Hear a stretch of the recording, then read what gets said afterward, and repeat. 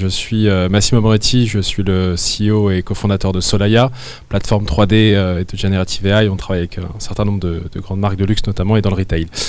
Aujourd'hui, j'ai le plaisir d'accueillir Charlotte, donc Chief Innovation Officer Infinite Reality et CEO chez Wishibam, on prononce comme ça ?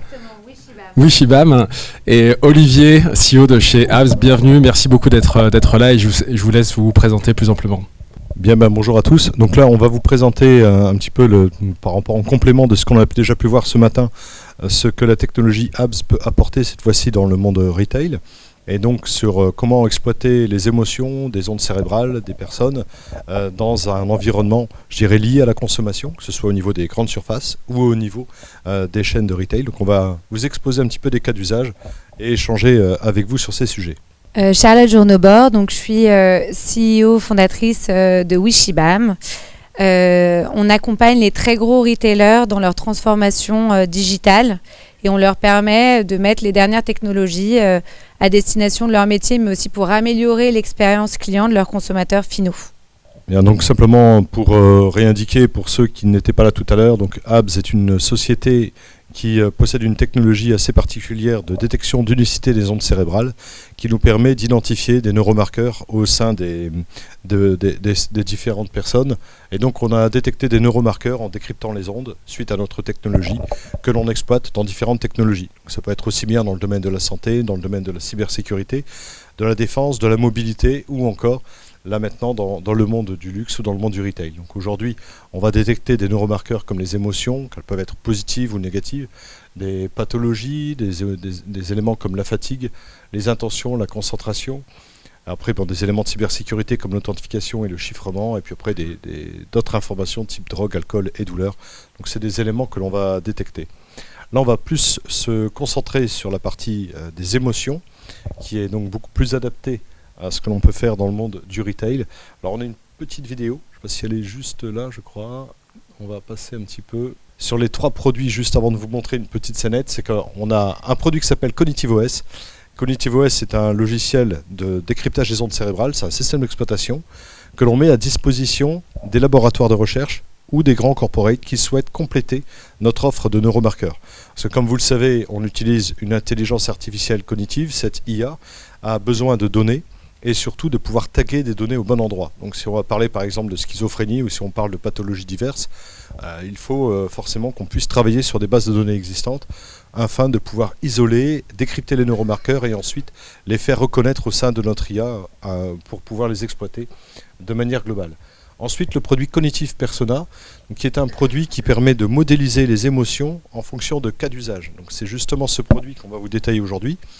Le Cognitive Persona dans le cadre du retail, Charlotte va vous l'exposer juste après, mais globalement, on peut très bien imaginer de créer une représentation de produits de luxe, que ce soit des vêtements ou parfums ou autres, d'être capable d'isoler en fait les émotions ressenties sur chacun des produits pour améliorer ensuite les fabrications de chaînes de production, et ça on va y venir en détail.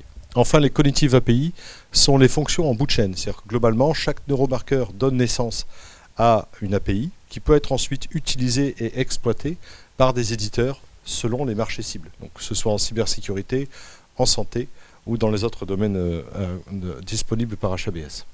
Une petite vidéo démonstration d'une personne qui porte donc des lunettes Meta et qui est équipée d'un dispositif Neoxa de Abs.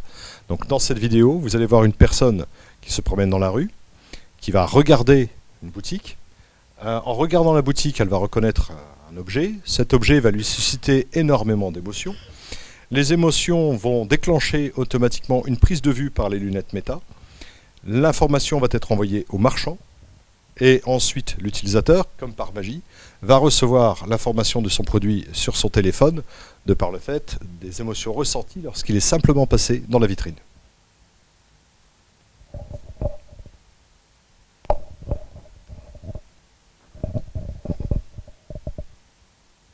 Ce qui est très intéressant dans cette vidéo, c'est que vous voyez que en réalité, l'émotion de la personne qui est filmée, elle est assez peu visible quand on regarde cette personne-là. Donc, c'est vraiment, il y a l'IA qui existe et qui se met sur des vidéos, par exemple, mais en fonction de la personne que vous avez à interpréter, son émotion, elle va être plus ou moins lisible. Donc, L'IA cognitive, c'est vraiment beaucoup plus puissant puisque ça va vraiment capter les ondes cérébrales pour savoir ce que ressent une personne lorsqu'elle voit un produit, par exemple. Donc, puisqu'on parle d'émotions, je vais prendre des risques. Et donc, on est dans un cinéma, donc faisons comme si on était en train de faire un show. Dans le retail, il y a plusieurs pain points. Un des premiers pain points, c'est la rupture de stock en magasin, qui est très, très, très frustrante normalement pour le consommateur. Donc, par applaudissement, qui a déjà été frustré et vraiment peiné par le fait d'aller se rendre en magasin, d'essayer un produit et de se rendre compte qu'en réalité, sa taille n'est plus disponible. Merci de cette participation. Ok. Qui a déjà aussi quitté un magasin sans avoir rien acheté parce qu'il s'est rendu compte que en fait, la queue était beaucoup trop longue et donc a renoncé à son achat. Plus que la rupture de stock. Donc en fait, ce qu'on vous a montré dans cette vidéo, c'est plutôt pas mal. Et dernier point, qui a déjà été renoncé ou été beaucoup moins fidèle à une enseigne après avoir vécu une expérience dans laquelle, en rentrant dans le magasin, par exemple, il a retrouvé un magasin en mauvais état, avec une lumière un peu sombre, de la musique trop forte ou pas assez forte, une odeur désagréable, un vendeur désagréable. Ok. En fait, l'idée avec Olivier, c'est de dire comment on va réussir à supprimer les irritants du retail, et en physique et en digital, pour faire en sorte que le chiffre d'affaires des enseignes, il augmente, et leur marge aussi, mais parce que le consommateur est plus content et plus fidèle.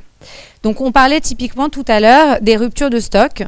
Donc déjà, là, ce n'est pas l'IA cognitive, c'est plutôt de l'IA fédérée, c'est comment on va mettre l'intelligence artificielle au profit de la compréhension, l'interprétation du chiffre d'affaires que peut être réalisé, qui est réalisé et qui va être réalisé dans les différents points de vente de l'enseigne.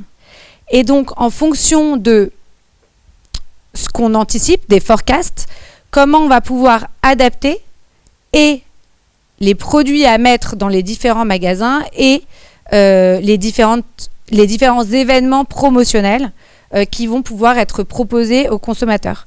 Ça existe, ça se déploie et c'est extrêmement puissant parce que ça permet de réduire les ruptures de stock et ça permet en réalité d'adapter la production aux besoins de la consommation. En phase encore plus amont, on en parlait tout à l'heure avec Olivier, là pour le coup c'est vraiment de l'IA cognitive, on parlait du luxe mais en réalité ça peut aussi se faire sur quelques produits, alors évidemment pas tout le catalogue produit des enseignes qui ne sont pas luxe, qui sont soit premium, soit un peu fast fashion. C'est comment je vais pouvoir comprendre ce que ressent un consommateur quand il voit mon produit.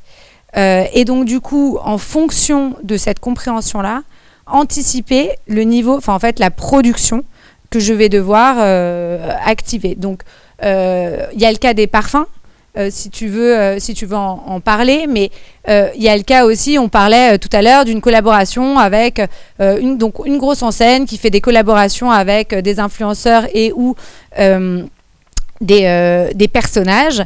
Et cette collaboration, ça leur coûte assez cher. En fait, comment tu fais pour savoir si cette collab, elle va bien marcher? Pour savoir aussi à quelle cible adresser. Parfois, on crée un produit, on pense que on va targeter, les 35-42, et en réalité, ça plaît pas aux 35-42, ça plaît aux 28-35 ou aux 42-57. Et en fait, le problème, c'est que si on a mal anticipé à qui allait plaire notre produit, on ne sait pas parler aux bons clients. Donc ça, c'est aussi un autre sujet qu'on arrive à adresser grâce à l'IA cognitive et qui fait que globalement, on arrive à adapter l'offre à la demande, ce qui est hyper important parce que en termes de pertes, la surproduction, ça coûte 1,5 milliard d'euros chaque année en France aux retailers de produire trop. En réalité, donc ça c'est un premier point. Et le deuxième point, alors maintenant grâce à la réglementation, il y a quand même des choses qui sont faites pour qu'on puisse plus détruire des produits. Et pendant des années, les produits trop produits étaient justement détruits. Et ça, pour le coup, c'est responsable à hauteur de 20% de la pollution dans le monde. Donc, c'est énorme. Et donc, en réalité, comment, grâce à l'IA, on arrive à adapter cette offre à la demande, c'est un point hyper important. On parlait tout à l'heure aussi des lunettes, et après, je te laisserai prendre la parole, mais typiquement, là, j'ai vu des gens qui semblaient avoir un peu peur en se disant « Mais attends, si je mets ces lunettes, en réalité, on va me targeter avec toujours plus de produits et je vais avoir toujours plus d'incitation à acheter. » En fait, pas vraiment, parce qu'on s'est rendu compte, en parlant avec des retailers, qu'il y avait beaucoup d'achats qui étaient finalement des achats impulsifs et où les gens achetaient des choses dont ils n'avaient ni vraiment envie, ni vraiment besoin, parce que, par exemple, il y avait une promotion et donc ils n'avaient pas envie de louper cette bonne affaire. Et donc ça, typiquement, en e-commerce, ça a un coût, pareil, économique et environnemental hyper élevé, puisque tu te retrouves avec des taux de retour produits qui sont autour de 35% en France, 45% en Europe, donc c'est énorme. Et donc, imaginons un monde, alors on n'y est pas encore, mais sur lequel, en fonction des émotions provoquées par un produit, on n'a plus besoin de faire la queue à la caisse parce qu'on sait que derrière, on va recevoir ces produits-là et pouvoir les acheter directement sur le site. Et par ailleurs, on ne va pas nous envoyer toutes les bouses qui auraient pu nous tenter par ailleurs. Et donc, du coup, on va vraiment acheter les trucs dont on considère qu'on a besoin et qui nous plaisent vraiment. Bah, ça aussi, c'est un cas d'usage qui est extrêmement important. Et troisième cas d'usage, et après, je laisse la parole à notre super ingénieur, héros, tout ce que vous voulez, c'est vraiment... on parlait tout à l'heure de comment se sentir bien, comment faire en sorte que le consommateur se sente bien en magasin.